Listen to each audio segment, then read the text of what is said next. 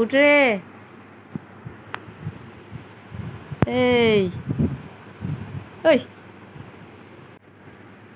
এই কালকে রাত্রে জানিস বৃষ্টি হয়েছে তুমুল জোরে। আমি 1:40 নাগাদ উঠেছি, দেখছি বিদ্যুৎ চমকাচ্ছে, একদম বিশাল বৃষ্টি।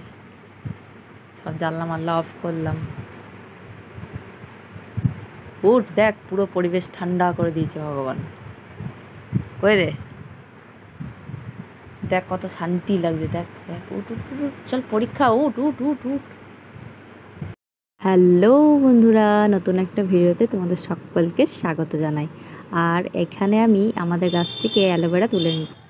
অ্যালোভেরা থেকে হলুদ রসটা বের হওয়া পর্যন্ত আমি অপেক্ষা করব। তারপর ঘরোয়া পদ্ধতিতে একটা সাবান বানাবো।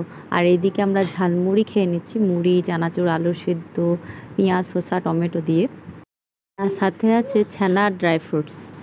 আর আজকেও মা রান্না করেছে পটল আলুর তরকারি, টমেটো পোস্ত, ভেন্ডি আলুর তরকারি, লাউ ডাল, আর এদিকে দই বসানো আছে। আর এদিকে আমি ভাতটা চাপিয়ে দিয়েছি, ওর সব খাবারগুলো টিফিন বক্সে ভরে দেবো ভাতটা করে। আর এদিকে মাছটা করে নেবো। আর আমি আজকে ঘরোয়া পদ্ধতি তৈরি করে নেব একটা সাবান, যেটা নির্ভেজাল হবে, কেমিক্যাল ফ্রি হবে, জীবাণুনাশক হবে। আর ঘরের বানানো যেহেতু, সেই জন্য কোনো কেমিক্যাল দেবই না। শুধুমাত্র কাঁচা হলুদ, অ্যালোভেরার রসটা, ভিটামিন ই ক্যাপসুল আর নিম পাতা। আর এদিকে একটা পেয়ার সাবান নিয়ে নিয়েছি।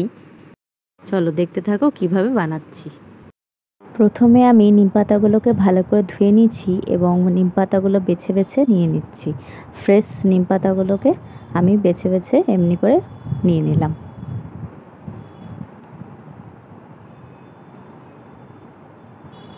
নিম পাতাটাকেও ছাড়িয়ে নিয়ে নিয়েছি, আর কাঁচা হলুদের ছালটাকে ছাড়িয়েও কুচি কুচি করে কেটে ধুয়ে দিয়ে দিচ্ছি। আর অ্যালোভেরার ভেতরের জেলটা দিয়ে দেবো। অ্যালোভেরার সাদা অংশটা নিয়ে মিক্সিতে পেস্ট করে নেবো। সামান্য পরিমাণ জল দিয়ে মিক্সিতে ভালোভাবে পেস্ট করে নিয়েছি। আর এদিকে এবারে ভিটামিন ই ক্যাপসুলটা দিয়ে দেবো, মিক্স করে নেব। এরপর পেঁয়াজ সাবানটাকে কুচি কুচি করে কেটে, পেঁয়াজ সাবান, গ্লিসারিন সাবান যা নেবে তোমরা, এমনিভাবে গলিয়ে নিতে হবে। কড়াইয়ে জল দিয়ে নিচটাতে এমনভাবে গলিয়ে নিয়েছি। মিক্সিতে পেশা যে পেস্টটা, সেই পেস্টটার মধ্যে ঢেলে হালকা করে গরম করে নেব। ভালো করে মিশিয়ে নিচ্ছি।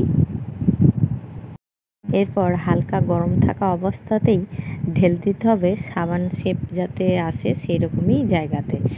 প্রায় 3 ঘন্টা অপেক্ষা করে দেখব হচ্ছে কি না, তারপর তোমাদের বলছি। সাবানটা বসছিল না বলে আমি ফ্রিজে ঢুকিয়ে দিয়েছিলাম। তো এবারে সাবানটা পুরো বাঁচে, দেখে তো খুব খুশি হলাম আমি। ওরে দেখেও, আর তোমরা আমার পাশে থেকো। টাটা।